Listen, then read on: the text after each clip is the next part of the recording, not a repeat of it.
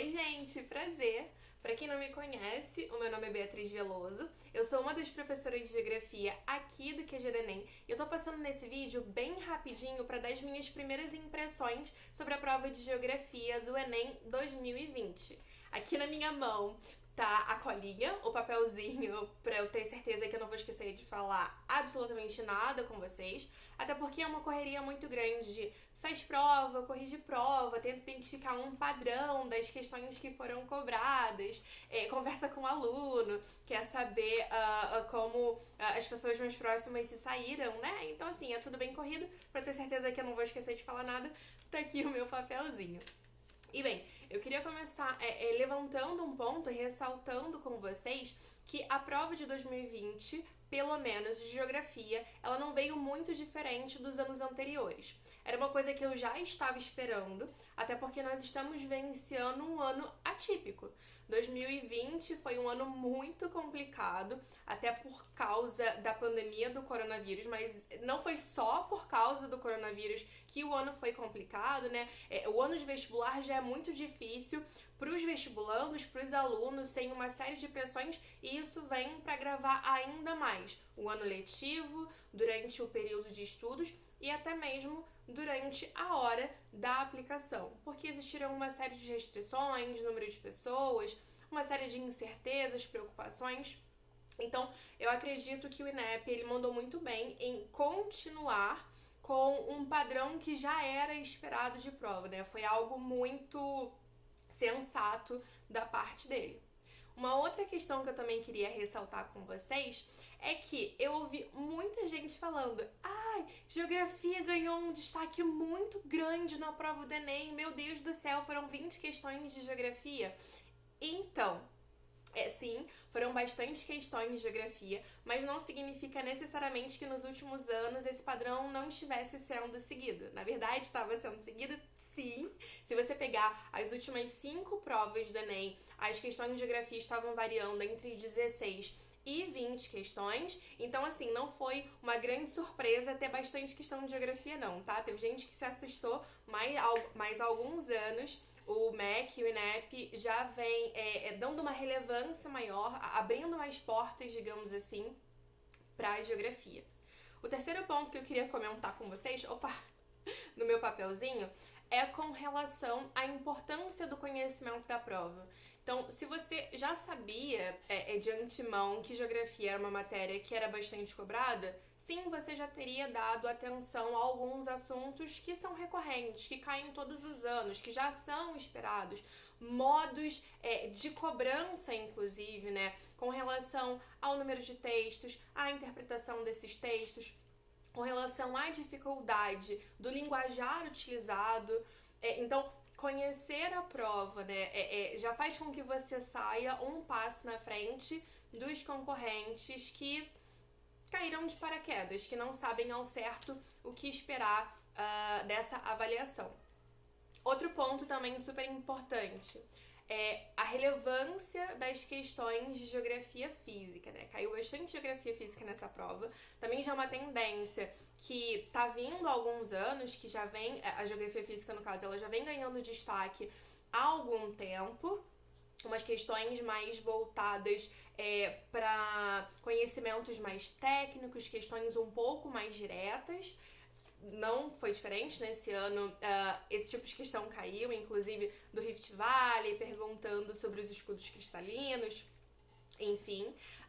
Mas o que me surpreendeu com relação à geografia física nessa prova é que caiu muito geologia e não caiu, por exemplo, climatologia, que era uma questão que a gente já estava esperando, assim, era um assunto que muito provavelmente poderia cair na prova, né? Esse ano eu não vi nenhuma questão de climatologia, climatologia não apareceu, não deu o ar da graça. Mas, de qualquer maneira, a geografia física, né, a geologia, ela estava ali presente, sim, e eu espero que não tenha assustado muitos alunos. Uma outra questão que eu queria comentar com vocês, que inclusive eu achei muito bacana. Eu tava um pouco receosa com a questão social das questões. Eu fiquei muito receosa das questões serem super diretas, decorebas. Inclusive, existem pessoas que defendem avaliações mais diretas e retas, perguntando alguma coisa e querendo uma resposta assim, seca. Eu não concordo com esse tipo de cobrança, principalmente porque o Enem ele tem como objetivo avaliar o ensino médio de um Brasil muito grande e muito diverso. Então ele não pode cobrar o que é muito batido nos cursinhos, principalmente no eixo sul, sudeste, principalmente das escolas particulares. Não seria justo com grande parte da população brasileira. Sim, existe uma importância desses conhecimentos técnicos, mas o papel da escola vai muito além disso. O papel do Enem perpassa esse conhecimento técnico, tem muito a ver com o aluno compreender aquele fenômeno, tentar trazer aquilo para a própria vida, ter um olhar crítico mesmo em cima dessas questões que são aprendidas em sala de aula. Então, perceber uma série de questões com caráter social foi muito importante para mim. Eu achei muito bacana uma série de textos. Inclusive, eu elenquei aqui quais são os exercícios, né? Quais são as questões com esse caráter um pouco mais social, seja no texto ou então até mesmo no comando da questão. A questão do Chico Mendes, a relação Brasil e China, a cartografia na América, a questão do neoliberalismo nos anos 90 aqui na América do Sul, a divisão internacional do trabalho, a questão da mulher no mercado de trabalho e a questão da reforma agrária, que por mais que seja um assunto super cobrado em geografia agrária, não dava as caras há algum tempo no Enem. Então, assim, reforma agrária no Enem eu não estava esperando para esse ano, mas caiu e eu fiquei super feliz.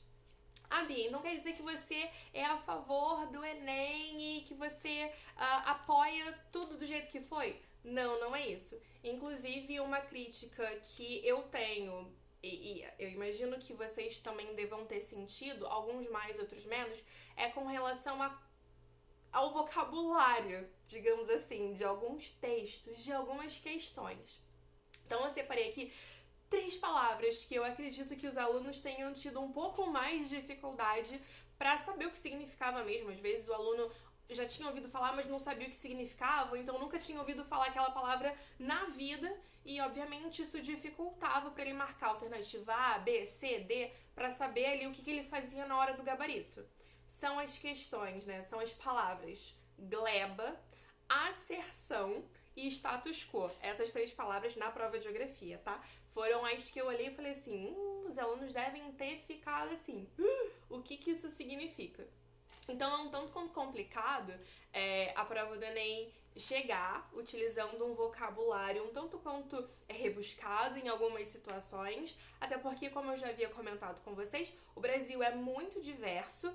E levando em consideração que o público-alvo, né, a maior parte das pessoas que prestam o Enem são adolescentes, são jovens que não costumam utilizar esse linguajar no dia a dia, isso dificulta a vida de algumas pessoas. Então, acreditava que essa ideia, né, de status quo, por exemplo, poderia ter sido passada, transmitida com outras palavras. Não foi assim que aconteceu em todas as questões, mas vida que segue, né? Já foi. Então eu vou pedir para você deixar aqui nos comentários quais foram as suas primeiras impressões dessa prova, o que você achou, se você concorda comigo, se você discorda comigo, né? Que cada um tem a sua opinião. Enfim, fala pra mim também se você teve alguma dificuldade, se você também já esperava aquelas questões de agrária. Inclusive, gente, foram 6 questões de agrária. É coisa pra caramba! Questões ambientais, questões de urbana. Enfim, me conta nos comentários o que você achou e eu vou encerrando o vídeo por aqui porque eu falo muito. Beijo, gente. Boa sorte.